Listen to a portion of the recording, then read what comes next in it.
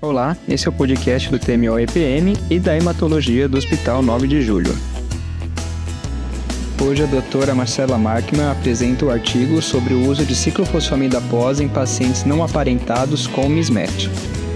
Bom dia a todos, meu nome é Marcela, eu sou R5 de TMO aqui da Unifesp e hoje eu vou apresentar esse artigo publicado no JCO em julho desse ano, que consiste na utilização do esquema de profilaxia de GVHD baseado em ciclo pós, atenuando então a disparidade em desfechos nos transplantes full match comparados aos transplantes com mismatch de doadores não aparentados. Então, falar um pouquinho da introdução do artigo, né? Então, o transplante ele continua sendo uma estratégia importante de consolidação em pacientes com neoplasias hematológicas, principalmente quando a gente visa aí o tratamento curativo. Os melhores resultados que a gente tem hoje têm sido observados nos transplantes HLA idêntico, tanto aparentado como não aparentado, definido aí por esse artigo com uma semelhança nos locos principais, ABC e DRB1, caracterizando aí um transplante 8 em 8 full match. Os doadores aparentados atualmente, eles estão disponíveis para aproximadamente 30% dos pacientes e com isso tem a necessidade muitas vezes de ampliar a busca aí para doadores não aparentados no banco. No entanto, o acesso ao transplante de medula óssea halogênico antigamente era mais limitado, principalmente entre os pacientes de descendência não europeia, tendo em vista que essa descendência ela tem registros mais raros no banco de medula. E só para ter uma noção, a chance de se achar um doador não aparentado compatível no NMDP é de aproximadamente 75% para os pacientes de origem branca não hispânica, mas para pacientes não brancos e de origem hispânica varia aí de 15% a 45%. Desse modo, a utilização de fontes alternativas de transplante, como por exemplo, doador aparentado haploidêntico ou não aparentado com mismatch e também fonte cordão umbilical, tem sido opções possíveis para esse grupo de pacientes que não têm um doador HLA idêntico. Historicamente, a utilização do doador não aparentado com mismatch, ela resultava em uma sobrevida bem inferior, principalmente pelo aumento de incidência de GVHD, de infecções e também de falha de enxertia, quando se utilizava o esquema de profilaxia de GVHD padrão na época. Mas com a utilização mais difundida da ciclo pós, principalmente depois dos resultados mais recentes que a gente tem visto publicados, alguns estudos têm sugerido que essa estratégia também seria efetiva para pacientes não aparentados com mismatch. Então, falar um pouquinho do racional, né, do uso da ciclo pós no transplante de medula óssea. Essa fisiopatologia aí envolve principalmente 3 etapas, né? A primeira etapa ela fala sobre a rápida proliferação das células T aloreativas, tanto do doador como também do receptor, quando tem resposta em relação ao reconhecimento de células estranhas quando ocorre a infusão de células tronco hematopoéticas no D0. Então, o doador vai reconhecer células estranhas do receptor e vice-versa. E essas células T aloreativas, elas são ativadas e se proliferam com uma certa velocidade, aumentando sua síntese de DNA e com um pico aí de proliferação mais ou menos do D+3, que é o dia que a gente geralmente infunde a ciclo pós, né, no D+3 e no D+4. E essa ciclo pós vai ter um efeito citotóxico bem importante nessas células em proliferação. E aí elas vão ser seletivamente destruídas. Com isso, essa estratégia ela previne tanto os efeitos deletérios do hospedeiro versus enxerto, que resultaria aí na rejeição do transplante, né, quanto também do enxerto versus o hospedeiro, que resultaria no GVHD. A segunda etapa ela envolve as células T persistentes do doador depois da realização da ciclo pós, que são células efetores e células reguladoras também, que vão determinar os desfechos clínicos do paciente a longo prazo. Depois do transplante, o enxerto ele entra em um processo de equilíbrio, desenvolvendo um efeito de imunotolerância. E esse desequilíbrio ele pode determinar, né, tanto a rejeição como o GVHD, a depender de para onde vai o lado daí da balança do desequilíbrio. Além disso, as células T-naive, não aloreativas e também os linfócitos de memória, que não são proliferativos, tão proliferativos quanto as células aloreativas, eles são poupados nesse processo, tendo em vista que a ciclo pós ela vai ter um alvo preferencial aí nas células com rápida proliferação celular estimulada pelos antígenos. E a terceira etapa ela envolve a deleção intratímica dos precursores das células T contra o hospedeiro derivados do enxerto do doador. Além disso, essas células T derivadas do timo, elas também contribuem para um pool de células T que vai influenciar os resultados clínicos a longo prazo do transplante. Então, por conta dessa escassez de dados mais atuais, envolvendo aí estudos de população de mais larga escala e também dados de vida real, para avaliar profilaxia de GVHD nos pacientes de transplante medula óssea não aparentado, foi publicado, então, esse estudo retrospectivo de registro, utilizando dados da base do CIBMTR. E aí eles, então, quiseram determinar se ainda tem muitas lacunas relacionadas com a utilização do transplante não aparentado full-match e também com mismatch, e questionaram as seguintes hipóteses. Existe diferença em termos de sobrevida no cenário do transplante não aparentado quando se utiliza um doador 8 em 8 ou um doador com mismatch 7 em 8, quando a ciclopós é utilizada com profilaxia de GVHD, e o uso de ciclopós com profilaxia de GVHD ele se traduziu no ganho de sobrevida entre os pacientes não aparentados quando comparado aí com a profilaxia baseada em inibidor de calcineurina. Então, falar um pouco da metodologia do estudo, né? Foi um estudo, como eu falei, um estudo retrospectivo, utilizando a base de dados de registro do CIBMTR, envolvendo adultos que tiveram realizado o primeiro transplante entre janeiro de 2017 e junho de 2021, com diagnóstico de LMA, LLA ou SMD. A profilaxia era dividida em 2 grupos principais. Era a profilaxia baseada em inibidor de calcineurina, ciclosporina ou tacrolimus, podendo conter MTX, MMF e ATG, e a profilaxia baseada em ciclopós, que envolvia aí a ciclofosfamida como esquema principal, associado aí com ciclosporina, tacrolimus, sirolimus, MMF e ATG. A utilização de ciclopós em monoterapia, os pacientes que fizeram esse tipo de esquema em monoterapia foram excluídos, e os pacientes eram categorizados aí como full-match, como eu falei, não aparentado full-match 8 em 8, ou com mismatch de apenas um locus, envolvendo aí a semelhança dos locus A, B, C e DRB1. Então, o desfecho principal, ele quis avaliar sobrevida global e GRIFS, que é a sobrevida livre de GVHD recaída. E aí, ele basicamente, foram várias análises que ele quis fazer no mesmo artigo, mas assim, foram 4 principais. No grande grupo de pacientes full-match, ele queria comparar a profilaxia ciclopós versus inibidor de calcineurina. Nos pacientes que tinham mismatch 7 em 8, ele também quis comparar ciclopós com inibidor de calcineurina. No grande grupo de ciclopós, ele queria comparar os pacientes 8 em 8 versus 7 em 8 com mismatch. E no grande grupo do inibidor de calcineurina também, comparar os desfechos entre os pacientes full-match 8 em 8 versus os pacientes com mismatch 7 em 8. Os desfechos secundários envolviam aí incidência de recaída, mortalidade não relacionada à recaída, GVHD agudo, grau 2 a 4, GVHD agudo, grau 3 a 4 e GVHD crônico moderado a grave. Então, foram avaliados cerca de 10.025 pacientes de 153 centros. Como a gente pode ver aí, a proporção de pacientes no braço do inibidor de calcineurina foi bem maior, né? 7.700, comparado com 2.294 da ciclopós. E também uma proporção de doador full-match bem maior em relação ao doador com mismatch.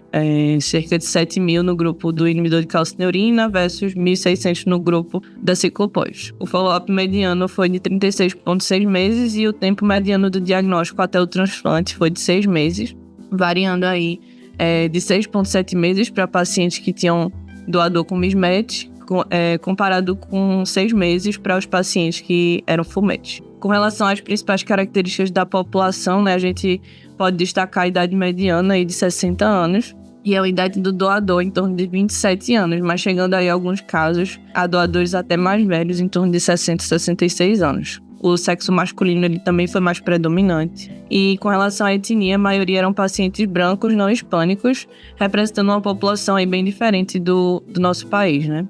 Outro dado interessante é que boa parte dos pacientes também tinham HCTCI alto, mostrando uma população com mais comorbidades. A maioria dos casos eram de LMA, né, principalmente LMA em remissão completa. Poucos casos envolviam pacientes com refratariedade primária e a principal fonte do enxerto foi de sangue periférico. Com relação aos regimes de condicionamento, o regime mieloablativo ele foi mais utilizado no grupo do inibidor de calcineurina. 47% dos pacientes utilizaram esse esquema versus 40% no grupo da ciclo pós. E os esquemas de profilaxia utilizados foram inibidor de calcineurina associado com MTX ou MMF, inibidor de calcineurina associado com sirolimus com CMMF ou MTX, ciclo pós associado com inibidor de calcineurina e MMF, ciclo pós associado com sirolimus e MMF, sendo esse último aí representando a minoria dos casos. Além disso, a administração de ATG ela foi mais frequente no grupo do inibidor de calcineurina, principalmente entre os pacientes com mismatch, com baixa representatividade aí no grupo da ciclo pós. Então, falando agora dos resultados, né? Primeiro em relação à sobrevida global, que foi um dos desfechos primários que ele queria avaliar. No grande grupo de ciclo pós, foi visto que entre os pacientes full match e mismatch não teve diferença estatística em relação à sobrevida global. O mesmo resultado a gente não conseguiu avaliar no grupo do inibidor de calcineurina, que mostrou que os pacientes 8 em 8 tinham melhores desfechos de sobrevida global, comparando com pacientes com mismatch 7 em 8. Entre os pacientes full match, a ciclo pós parece ser um esquema superior em relação à sobrevida global, comparando com o inibidor de calcineurina. E avaliando os pacientes, especificamente os pacientes full match com inibidor de calcineurina, os resultados foram semelhantes até para pacientes com mismatch utilizando ciclo pós. Com relação ao Griffiths, no grande grupo de ciclo pós, dos pacientes que utilizaram ciclo pós, não houve diferença entre os pacientes full match e com mismatch em relação ao resultado de Griffiths. Já com relação aos pacientes que utilizaram inibidor de calcineurina, também não teve diferença em relação aos pacientes full match com mismatch. E entre os pacientes com mismatch, a ciclo pós parece ser superior em relação ao inibidor de calcineurina. Mas entre os pacientes, especificamente entre os pacientes full match que utilizaram o inibidor de calcineurina, os resultados parecem ser inferiores, tanto para a utilização de ciclo pós em pacientes full match e também com mismatch. Esse ganho de Griffiths também, e assim como também o ganho de sobrevida global, que eu mostrei no último slide, nos pacientes full match com ciclo pós comparado com os pacientes full match com inibidor de calcineurina, possivelmente se deve aí numa combinação dos efeitos em relação à redução do risco de GVHD agudo e crônico, que eu vou falar nos próximos slides, e também uma redução da mortalidade não relacionada à recaína no grupo da ciclo pós. Sobre o uso do ATG, em relação a OS e Griffiths, os pacientes com mismatch que utilizaram o inibidor de calcineurina não teve ganho de sobrevida global e também ganho de sobrevida livre de progressão e recaída com a utilização do ATG ou não. Já nos pacientes full match 8 em 8, o uso de ATG está relacionado com ganho de Griffiths, mas sem ganho de sobrevida global. Já nos pacientes full match 8 em 8 e com mismatch 7 em 8, a ciclo pós sem ATG parece ser superior em relação à utilização de inibidor de calcineurina com ATG, quando se leva em consideração esses resultados de sobrevida global e Griffiths. Já com relação aos desfechos secundários, falando um pouco mais de GVHD, o GVHD agudo grave, grau 3 e 4 em 6 meses, os pacientes full match que utilizaram inibidor de calcineurina parecem ir pior do que os pacientes com ciclo pós, full match e também com mismatch, quando se leva em consideração desfecho de GVHD agudo grave. Entre os pacientes que utilizaram inibidor de calcineurina, os pacientes full match foram melhor do que os pacientes com mismatch em relação ao GVHD agudo grave, e na ciclo pós foi igual, 8 em 8, 7 em 8, o desfecho foi igual. Já com relação ao GVHD crônico moderado a grave em 2 anos, os pacientes que utilizaram inibidor de calcineurina full match foram pior em relação a ciclo pós 8 em 8 full match e também ciclo pós com mismatch e também inibidor de calcineurina com mismatch. Já em relação a ciclo pós, os pacientes full match foram melhor em relação aos pacientes com mismatch 7 em 8 em relação a esse desfecho de GVHD crônico moderado a grave. Já com relação à recaída, o risco de recaída nesse trabalho específico parece ser maior nos pacientes full match com ciclo pós comparado aos pacientes full match com inibidor de calcineurina, mas o risco de recaída foi similar entre os pacientes com mismatch que utilizaram inibidor de calcineurina comparado com os pacientes que utilizaram ciclo pós, que eram full match. Já em relação a ciclo pós, tanto o full match como o mismatch não teve diferença, o mesmo também para os pacientes que utilizaram inibidor de calcineurina. Já com relação à mortalidade não relacionada à recaída, a ciclo pós 8 em 8 e 7 em 8 apresentou menor risco de mortalidade comparado com o inibidor de calcineurina FUMET 8 em 8. E os pacientes que utilizaram inibidor de calcineurina 8 em 8 tiveram menor risco de mortalidade comparado aos pacientes que utilizaram inibidor de calcineurina que tinham o MESMED 7 em 8. Já com relação a ciclo pós, não teve diferença entre os 7 em 8 e 8 em 8. Então, terminando já falando um pouco da discussão, né? Os resultados que eu mostrei agora comprovaram e demonstraram desfechos comparáveis com relação ao transplante não aparentado com MESMED e sem MESMED, quando se leva em consideração a ciclo pós, utilização de ciclo pós como profilaxia de GVHD, sugerindo assim que a utilização de um transplante com MESMED 7 em 8 seria uma opção possível quando não temos um doador 8 em 8 disponível para esse paciente. Já quando se opta pela realização de inibidor de calcineurina sem ciclo pós, a gente ainda pode observar diferenças em relação à sobrevida global, sugerindo que esses resultados eles não se devem apenas com as mudanças mais atuais que a gente vem observado em relação aos cuidados de suporte. Isso permite, então, expandir um maior número de pacientes com doadores potenciais dentro do banco de registro do REDOME.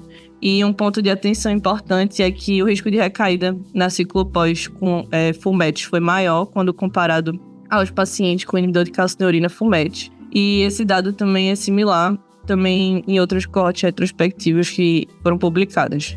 Mas esses resultados eles devem ser interpretados com cautela, já que o maior número de pacientes no grupo do inibidor de calcineurina receberam aí condicionamento mieloablativo, levando um aumento do risco de mortalidade precoce não relacionado à recaída nesse braço. Um achado também inesperado foi a menor incidência de GVHD crônico no grupo do inibidor de calcineurina em pacientes com MESMED 7 em 8 comparado com pacientes FUMET 8 em 8. Esse resultado ele pode estar relacionado com o maior uso do ATG nesse grupo dos pacientes com MESMED e também um aumento da mortalidade precoce, resultando numa redução do número de pacientes que receberam enxerto de doadores com características mais aloreativas. Algumas limitações do estudo é que é uma análise retrospectiva de um estudo de registro de pacientes e não um estudo randomizado fase 3. Então, apesar de todos esses resultados, não foi um estudo comparativo direto entre os dois grupos e pode ter um potencial viés de seleção para os pacientes que receberam determinados enxertos, dependendo aí da urgência do transplante e do risco da doença. Esse viés, inclusive, pode ser maior no grupo dos pacientes tratados com ciclo pós, que mostraram um número bem menor comparativamente com os pacientes que realizaram inibidor de calcineurina.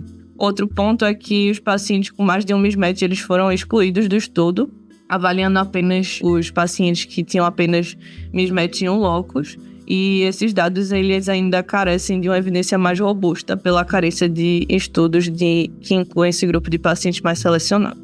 Então, para concluir, a ciclo pós ela parece ser uma alternativa aceitável em pacientes submetidos a transplante FUMET não aparentado e parece também ser superior no cenário do transplante não aparentado com MESMED comparado à profilaxia baseada em inibidor de calcineurina. Embora a incompatibilidade de HLA ela tradicionalmente esteja associada a piores desfechos, o uso da ciclo pós com profilaxia de GVHD ela pode equiparar os resultados de sobrevida entre os doadores não aparentados FUMET compatíveis e também incompatíveis com MESMED, atenuando assim a disparidade nos desfechos desse grupo de pacientes. Outras estratégias alternativas para prevenção de GVHD elas estão em andamento em trials prospectivos mais amplos para definir melhor o esquema de profilaxia de GVHD nos pacientes submetidos ao transplante não aparentado, como, por exemplo, a inclusão de ATG combinada com ciclo pós, redução de dose de ciclo pós, utilização de abatacept, entre outros. É isso, obrigada. Discussão. Vou tentar comentar algumas coisas sem ser tão repetitivo. Acho que a Marcela passou muito bem sobre os detalhes do estudo. Eu acho que aquilo que a gente comenta sempre chama a atenção porque é um estudo com multicêntrico, com uma coorte bem grande de pacientes, apesar de ser retrospectivo. Eu acho que usar a CyPOS com base nesse perfil de paciente algo relativamente longo, e a gente não tem muitos estudos que embasam isso. Então, mesmo sendo um estudo retrospectivo, acho que é uma corte bem representativa e ajuda a fortificar bem a hipótese que o estudo trabalhou. Eu acho que o que o estudo determina também com um ponto forte, a Marcela já comentou, foi que a sobrevida e as complicações foram equiparados dos estudos quando a gente usa quando a gente usa a saipose. Sugere que essa compatibilidade ou mismatch no HLA acaba sendo menos crítico para os pacientes que são expostos à profilaxia com ciclo pós no transplante. Isso acaba sendo muito interessante para quem não tem um doador compatível, assim, 100% compatível no primeiro momento. Como o estudo mesmo detalha que o índice de compatibilidade aumenta muito quando você considera esses doadores mismatch, principalmente para os pacientes com ascendências minoritárias. Então é uma alternativa, acho que importante, como alternativa terapêutica para essas pessoas. Eu acho que outra coisa que acaba não sendo tão interessante, a Marcela também comentou, é que o número de pacientes expostos ao saipose ou com mismatch é muito menor do que os expostos a inibidores de calcineurina 100% compatíveis. Isso também é algo que pode dar um pouquinho de viés. E uma coisa que talvez eu não tenha checado tão bem, mas que eu acho que seria mais interessante, era a gente ter um pouquinho mais de noção de como quais linhas de tratamento esses pacientes foram expostos e como eles estavam pré-transplante, sabe? Eles incluíram no estudo pacientes com LMA, LLA e SMD, mas eu não cheguei a checar completamente, mas eu senti falta de detalhar quais linhas terapêuticas os pacientes tinham sido expostos ou como eles chegavam para o transplante. Então, assim, eu acho que isso é outra coisa que ficou na minha cabeça. Tem o follow-up de 36 meses, eu acho que é outra coisa importante. De 36 meses é um follow-up, sim, relativamente longo, mas acompanhar, acho que ter outros estudos que acompanham, ou o desdobramento desse estudo que acompanha esse paciente por mais tempo pode ser interessante para achar os efeitos da saipose em longo prazo, pensando até em toxicidade relacionada à medicação, coisas do gênero. No geral, eu achei um estudo muito bom, eu acho que fomenta bem uma mudança aí pode fomentar bem uma mudança de prática clínica. Eu acho que é algo que a gente acaba vendo, não necessariamente o mismatch não aparentado com saipose, mas a gente acaba vendo bastante uso de saipose aqui no serviço, e a impressão que a gente tem que os resultados são bem bons. Eu acho que é um estudo interessante que consegue fomentar bem a mudança de prática de serviços que não fazem ou que não adotam essa abordagem. Acho que o Rafa e a Marcela trincharam com tais pontos, na verdade, do estudo. Acho que foi uma bela apresentação. Obrigada, Marcelo. Acho que é um estudo retrospectivo, como já foi falado, mas não sei, com mais de 100 ultrassonúveis, né, com N de 10 mil pacientes. Eu achei que, obviamente, tem um fato de ser retrospectivo, a gente tem um braço desigual entre os dois, né, quando a gente pensa no de calcineurina ou o uso da saipose, mas acho que é uma prática que a gente tem visto cada vez mais aumentar, não sei se também como viés local nosso, tanto para APO quanto para quando tem SNET e às vezes até em HLA idêntico. Acho que são pacientes que têm respondido de maneira adequada, assim, quando a gente vê no geral. Quando a gente compara nesse estudo, a gente vê que o uso de calcineurina em relação à saipose teve uma perda quando a gente compara em resposta, né, ou sobrevida. Então, acho que isso é um outro ponto que é fomentado, né, que, como a gente já sabe, é um estudo retrospectivo, a gente vai ter que associar outras coisas para a gente mudar de maneira mais convicta, mas boa parte é o que a gente já faz na prática, mostrando que o mismatch na HLA ele não é impeditivo para a realização do transplante, que cada vez mais a gente tem conseguido práticas que têm aumentado a segurança e diminuído a TRM nos pacientes. Acho que isso é uma das principais objetivos. Se ele coloca tanto o de VHD agudo também, ele avalia também o GRIPS, né? Então, acho que foram pontos que ajudou a gente a ter alguns pontos de encaixar nas dúvidas. Acho que o fato ideal fomenta para um prospectivo, né? Também parabenizar a Marcela, acho que a introdução foi muito boa, né? Já falaram a questão do retrospectivo, e toda vez que a gente apresenta do retrospectivo é a mesma questão, né? Uma prática que pode ter muito viés, né? Não responde uma pergunta, é o estudo de registro, né? Então a gente sabe todos os viés do estudo de registro, então eu vou pontuar algumas coisas em relação a isso. Os pontos positivos da falaram, né? Então 10 mil pacientes. A questão do ponto negativo, a Marcela pontuou, eu vou pegar um pouco mais nesse estudo aí, o Rafa também falou, em relação ao desbalanço. Então, você tem muito mais pacientes nas terapias tradicionais, né? Então, sem saipós, estou colocando assim, né? Do que nas tradicionais, e muito menos pacientes também com mismatch do que com full match, né? Então, eu já tenho esse problema, acho que eu sinto... Não resolve, mas um score de propensão seria interessante a gente, né, o estudo fazer. E mais que eu coloquei desses pacientes também. Acho que um dos pontos importantes é o que é match e o que é mismatch, né? Porque a gente está falando de match nesse trabalho, né? E tem um porquê. É 8 em 8, né? Então, eu vou perguntar e já responder para não me alongar. Não? Então, a gente fala 8 em 8, né? Nosso dia a dia? Não, a gente não fala mais, né? A gente fala 10 em 10? Também não, a gente acaba usando os 12 loss, né? E aí tem toda uma discussão do DP. Então, ontem, na nossa discussão do pré, a gente teve essa discussão, né? Então, o que a gente está perdendo aí, né? Então, a gente já está perdendo o 4 loss, né? Então, já tem um problema. E qual o mismatch, né? Então, 7 em 8, se era mismatch em A, era em B? Não sei, né? Não está bem descrito. Então, quando a gente, óbvio, a gente é clínico, né? Se a gente pegar um pessoal que faz HLA, eles vão ter mais críticas ainda, né? Então, esse é um problema grande. É óbvio, né? Que o estudo retrospectivo lá atrás se fazia 8 em 8, e se faz 10 em 10 ainda, né? Quanto que o DP impacta é outra questão. Mas eu sinto falta de qual mismatch, e 8 em 8 também não é uma prática que a gente faz hoje em dia, né? É isso, assim, não é difícil sempre forçar mais. A gente acaba fazendo saipós nesses pacientes com mismatch, a gente acaba não descartando, né? Mas não é a nossa primeira opção, né?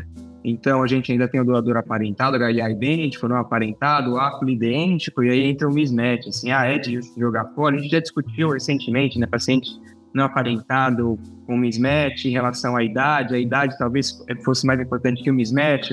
Acho que ainda é cedo para a gente, né, mudar a prática, mas é um fator de desempate e tal.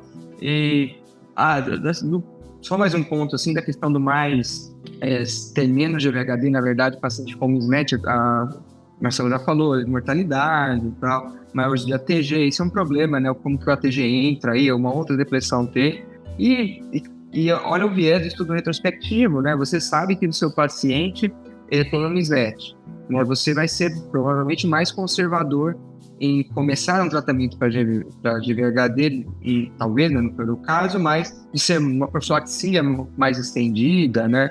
Você não depois ATG, mas você vai segurar mais a imunossupressão, então a gente não consegue, né? Então, a importância é tudo prospectivo. Mas, pontual, estudo interessante, eu tenho as críticas, né? Estudo desse cabe a um JCO, eu não sou editor, não muito menos revisor do JCO, né? Mas não sei, não é algo que muda a minha prática clínica, acho que de pouco tempo também vai mudar, né? Mas é interessante, é possível fazer algo, só vem reforçando algo que outros estudos retrospectivos com um N menor já vinham falando. Você já viu aquele filme De Repente 30? Que a menininha lá, ela tem 13 anos, ela quer ter 30, você já sabe o que vai acontecer no final, já? É igualzinho esse artigo pra mim, assim, você já sabe o que vai acontecer no final, na hora que você começa olhando o título do artigo ali, né? Já teve 2 estudos fase 3 grandes que comprovaram aí que a eficácia de saipós em relação ao braço controle, né? Que o OVON e o BMT 1703, e a gente já falou sobre eles, já tem outras oportunidades aqui, e eu acho que esse estudo de registro, você pega esse... É legal, beleza, é um estudo bem grande, né? 10 mil pacientes, mas não mostrou nada que a gente não esperava e não trouxe, acho que, nenhum impacto pra gente, assim, né? Acho que hoje em dia, acho que eu já mudei esse disco, assim. Que saipós é a nossa terapia padrão, mas tem que tentar provar alguma coisa que é melhor que saipós, né? A TG ainda tá nessa busca, tá nessa disputa, acho que ainda talvez, mas terapia padrão aí com dupla imunossupressão só. Isso aí, ao meu ver, já era, né? Até a IBMT já recomenda, já sai pós, e a TG ainda fica pros não parentais e sai pós para todo o resto. No Mismatch Related Donor, a IBMT também já recomenda sair pós. Então o filme já é esse, né? De repente 30. Mark Ruffalo, tem aquela outra lá, a moça, esqueci o nome dela. Bom filme. Jennifer Garner. Jennifer Garner. Já passou nesse Sessão da Tarde pelo menos umas 20 vezes já. Não é o perfil do filme que eu gosto, né? Mas eu conheço também. Legal. Nem pararia pra ver esse filme. Sério. É tipo aquela música que toca que você não gosta, mas o pezinho fica balançando ali. Cara, bom. Mas você já sabe o que vai acontecer no final, né? Então é isso. É coisa. Você começa lendo e fala, é um monte de. E assim, você vê que é uma porrada de dados que eles reuniram, né? Tipo, fazem PFS sobre global e um monte de população, artigo até difícil de ler, né? É tanto dado, no final das contas é uma conclusão meio esperada. Exato. O final a última estrofe quase do artigo lá, meio padrãozão, né? Carinho, assim, não, legal, precisa de perspectiva. O De repente 30 é assim também, no meio é uma confusão, de repente no final ela volta a ter 13 anos e fica tudo bem. Legal. Tchau. Bom dia.